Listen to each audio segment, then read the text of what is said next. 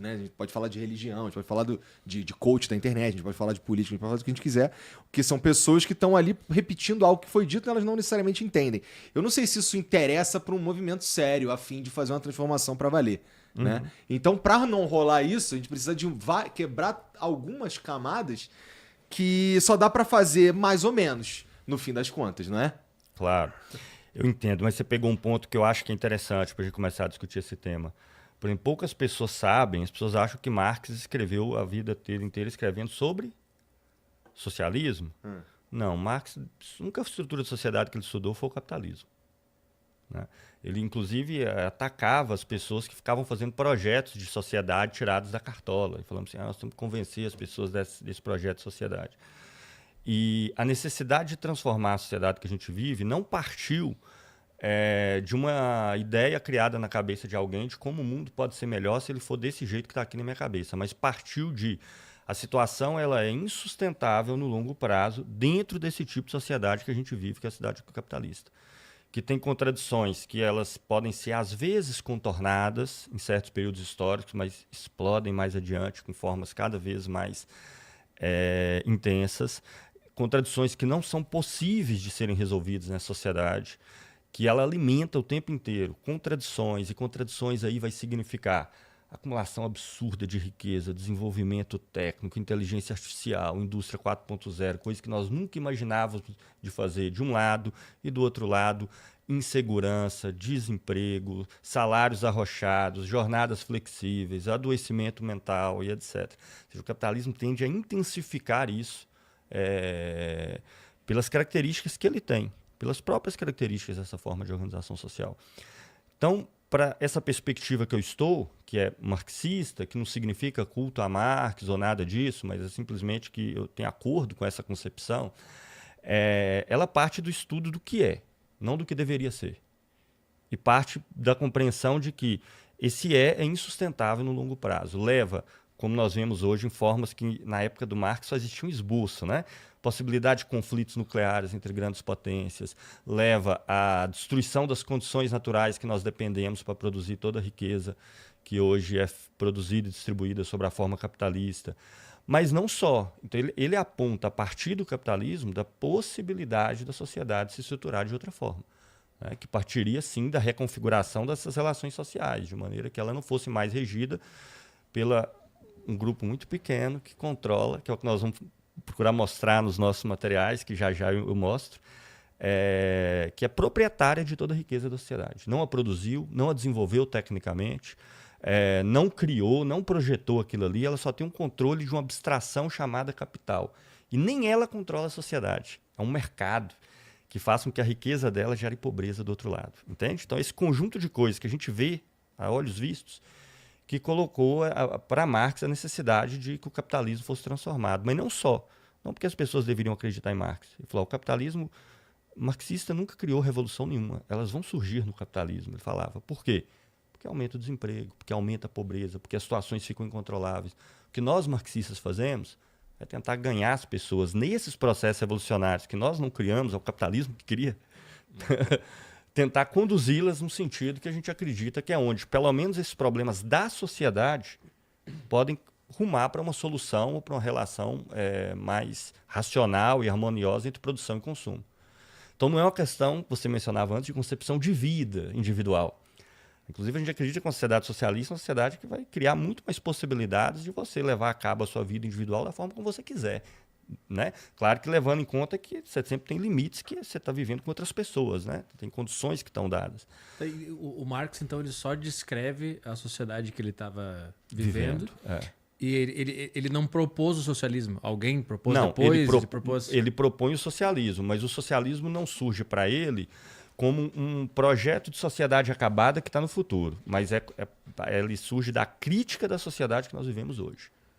Tá? Então, a construção do socialismo, por exemplo, várias pessoas perguntam como que vai ser no socialismo? Vai ser assim ou vai ser desse jeito? Eu falo, não sou eu que vou decidir.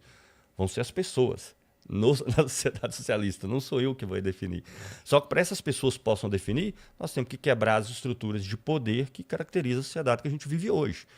Então, essa via, a revolução, na nossa visão, nada mais ela é do que liberar os entraves de uma sociedade que impede que nós nos desenvolvemos, que a gente possa tomar deliberações, tanto na nossa vida individual quanto na vida coletiva, e fazer com que a produção de riqueza da sociedade esteja a nosso favor. Você consegue nos explicar o marxismo, como que ele descreveu a sociedade capitalista usando o nosso mundo de hoje, para a gente conseguir entender esse cenário? Claro, muito rapidamente, né? O capitalismo ele é complexo, isso não tenha dúvida. Ele é a sociedade mais complexa que existiu. Ela é tão complexa que o grosso das pessoas, como nós, vivemos no capitalismo a vida inteira e normalmente não entendemos bolhufas do que está acontecendo. A gente assiste o noticiário, assim, a inflação disparou, o PIB isso, a taxa de juros isso, o câmbio, vai ter reunião do Copom. Eu estou exagerando? As pessoas todas olham para isso e isso tudo parece estar nas nuvens completamente. Mas ela tem algumas características centrais. Essas características centrais aqui você tem uma forma camuflada de escravidão. Porque a escravidão antiga é uma escravidão que ela é direta. O escravo sabe que ele é escravo. Ele pode até achar que isso é justo, porque ele perdeu a guerra, o outro venceu, logo ele tinha que ser escravizado mesmo. Uma sociedade servil, ele pode achar que é justo o nobre tá sobre ele e pegar o excedente do que ele produz, fica metade para ele, metade para o nobre, porque o nobre é da família X. Mas ele sabe que ele é explorado. O capitalismo ele criou uma forma de escravidão e de exploração que essa coisa ela é camuflada. Porque a gente aparece como livre. Mas por que a gente aparece como livre? Porque a gente não tem mais terra, a gente não está mais dentro de uma corporação que a gente domina algo tecnicamente, nós não temos mais nenhum vínculo com a sociedade. Só tem uma saída, para o grosso dela. Vender sua força de trabalho no mercado. Se a gente parar para pensar, olha como a situação é diferente. Quando eu falo escravidão, eu estou falando sério. Não é uma analogia grosseira, não.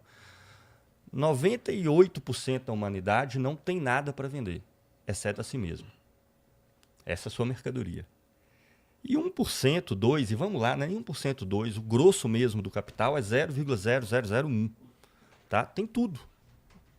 Tem todas as fábricas, a capacidade de produzir carro, de produzir avião, de mobilizar todas essas coisas. Então, nós vendemos o nada objetivo, a capacidade para fazer algo. Eu vou trabalhar para alguém. E eles usam essa nossa capacidade para produzir tudo que existe, só que isso aparece uma áurea mágica chamada capital. Ele tem capital, que é dinheiro. E o que é dinheiro no final das contas? A gente come dinheiro? A gente se alimenta com isso, a gente viaja de um país para o outro em cima do dinheiro ali, como se fosse o tapetinho do persa. O dinheiro é só uma representação da riqueza. Só que o capitalismo cinge a representação da riqueza, propriamente dita. O dinheiro só representa a riqueza que os trabalhadores fazem, criam, desenvolvem, fazem pesquisa e etc. Só que como a coisa é cindida, a gente não vê o capitalista como senhor de escravos, a gente vê ele como o cara que tem o dinheiro que permite a mim trabalhar.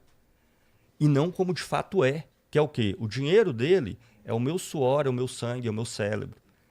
São as coisas que eu criei, que eu desenvolvi, é o meu esforço, é a minha jornada de trabalho que foi acumulada, gerou uma produção, que foi vendida, se transformou no dinheiro com o qual ele me volta a contratar. O capitalismo é uma escravidão moderna. Mas o que é pior, ela é uma escravidão moderna camuflada, porque aparentemente somos todos livres. A diferença é que uns não têm nada para vender, exceto a si mesmo, e os outros têm a sociedade inteira, ou a capacidade de produzir tudo que existe na sociedade. Então, esse é um primeiro aspecto, mas ela é uma forma totalmente irracional. É uma forma de sociedade que ela tende a desenvolver a capacidade humana, a produtividade, o desenvolvimento técnico, e as empresas querem fazer isso, porque para lucrar muito, desenvolvimento tecnológico é menos trabalhador, que vai aumentar meu lucro. Desenvolvimento tecnológico é minha mercadoria mais barata. Então, se antes tinha 1 milhão de pessoas que podia comprar, agora vai ter 10 milhões de pessoas que podem comprar. Só que a mercadoria mais barata é aquela que eu compro para consumir, para me sobreviver. Então, o salário pode abaixar. Então, tudo que ele produz como essa riqueza enorme de um lado, do outro lado você precisa dessas mesmas pessoas para comprar. Essa é a contradição que o capitalismo fica o tempo todo. Então, as empresas individuais, elas aumentam o seu lucro desenvolvendo a tecnologia, desenvolvendo a capacidade humana. Só que ao fazerem isso, elas demitem trabalhadores, elas reduzem salário, porque agora eu posso pagar menos, porque o preço das mercadorias baixaram, eu posso empregar 10 vezes menos pessoa, porque agora tem inteligência artificial que permite que esses trabalhadores que eu tenho sejam 10 vezes mais produtivos, né? Por exemplo. E Aí uma empresa faz isso, para ela está de boa, só que todas fazem a mesma coisa. Então você tem o quê? Menos pessoa com dinheiro para poder comprar o que eles produzem. Menos pessoas empregadas para poder comprar o que se produz como capital. E aí você vem queda econômica, crise, colapso, de todos os tipos, como a gente vê no mundo hoje. Uma fatia de riqueza que proporcionalmente ela fica menor, porque você aumenta a automatização, as máquinas e tudo, aí vem guerra entre os países para disputar essa fatia de valor excedente. Então o capitalismo ele é irracional. Ele produz guerras, ele produz uma sociedade cada vez mais conflitiva, ele faz com que o desenvolvimento humano seja colocado contra nós. Ele faz com que a tecnologia seja colocada contra nós. E a tecnologia é o quê? É desenvolvimento da nossa capacidade. Só para a gente pensar o tanto capitalismo é absurdo. O que deveria significar a inteligência artificial? Pô, que além de trabalhar 8 horas por dia, eu trabalharia 6, 5, 4. Porque agora em 4 horas eu faço o que antes eu fazia em 8. Só que não. Agora vira o quê? Além de eu ter 1 milhão de trabalhadores nesse setor, eu tenho 500 mil. Eu posso jogar os outros 500 mil para fora. Eu jogo 500 mil para fora, são 500 mil pessoas menos para comprar carro, para comprar televisão, para pagar o chat GPT. Percebe? Tu viu que teve alguma... Puta, eu vou passar a informação pela metade agora, mas alguma grande empresa demitiu um monte de gente usando o argumento da IA, que eles não precisavam mais, e depois recontrataram vários pagando bem menos salário. Porque eles conseguiram meter esse medo da IA. Então eles demitiram uma galera e depois recontrata com um salário menor. Isso. E aí vai fazendo isso com salário a galera. menor e em menor quantidade, né? Não, recontratou todo mundo. Sim. Recontratou menos gente, mas pagando menos que o cara ganhava antes de ser demitido. Tem uma discussão que, por exemplo, sobre isso aí, ela é totalmente enviesada. Por exemplo, tecnologia nenhuma substitui trabalho humano, nem a IA. O que a IA faz é com que o que antes uma pessoa levava 1 mês para fazer, agora ela faz em 3 dias. Então, se você precisava de um grupo X de trabalhador, agora você precisava de um grupo muito menor. Né? Agora, veja, quando uma empresa faz isso, aparentemente ela só vai ganhar em fazer isso. Porque o produto que ela vende, provavelmente os funcionários dela quase nem consomem aquilo. Ou se consome uma fração desse tamanhozinho. Só que a IA vai ser usada por 5, 10, 100, 1.000, 2.000, 5.000, 10.000, 30.000 empresas, 50, todo mundo vai usar. Sim. Todas vão fazer a mesma coisa. Claro que no caso da IA vai impactar mais alguns setores do que outros, mas aí vem a automação que impacta outros e assim sucessivamente. Então o capitalismo ele joga a capacidade humana que ele mesmo possibilita desenvolver contra o ser humano, contra a massa das pessoas e, sobretudo, contra a massa que são trabalhadores. Percebe? Então ela é uma sociedade autocontraditória e explosiva, por definição. Por definição, pelas suas características. Se a gente for pensar numa sociedade socialista, né? É porque assim, na sociedade capitalista a gente tem algumas coisas que fazem a gente se movimentar. Por exemplo, veio a internet. Aí veio a internet e veio uma porrada de possibilidade. Eu dava aula de inglês antes. Aí, de repente, eu tenho um canal na internet, de repente eu tenho o Flow Podcast, e aí agora agora talvez eu seja um monstro porque eu emprego uns caras. Entendeu? Sim. Então, e o que eu quero dizer? Que numa sociedade socialista, quais são os incentivos para que haja, por exemplo, um cara tentando ir na Lua? Eu acho que a pergunta que eu faço é o contrário. É difícil entender quais são os incentivos na sociedade capitalista. Você sabe por quê? Porque as pessoas que são beneficiadas não são aquelas que desenvolveram, não são aquelas que criaram. As pessoas que são beneficiadas são as que têm a propriedade do capital. Então, se você pegar, por exemplo, uma empresa de elevadíssima tecnologia aí, sei lá, em semicondutores, nós nem sabemos os nomes das pessoas que tiveram as descobertas que permitiram, por exemplo, ter uma máquina lá holandesa de litografia que cria semicondutores de 2, 3 nanômetros. Os acionistas que ganham isso é um grupo. As pessoas que desenvolvem pesquisa são outra. E pior, a patente dessas descobertas nem fica com quem desenvolveu, fica com a empresa. Então o cara ele está lá trabalhando na empresa, ele acabou de ter uma sacada genial, sei lá, de uma operação que o celular nunca fez, ou num componente interno aqui que vai permitir o celular ser mais estável.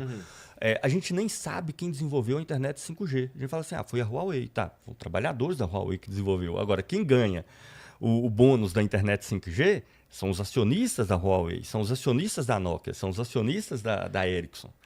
Percebe? E pior, se a pessoa não continuar tendo ideias criativas, ela é demitida. eu já conheci inúmeros casos assim. Eu trabalho no Instituto de Pesquisa que trabalha com associações de trabalhadores e etc., que está voltada para os trabalhadores. São pessoas que tiveram ideias que foram fundamentais para a empresa, que fez a empresa ganhar milhões a vida inteira. No momento em que ele parou de ter essa criatividade, cessou um pouco, por exemplo, você é mandado para fora.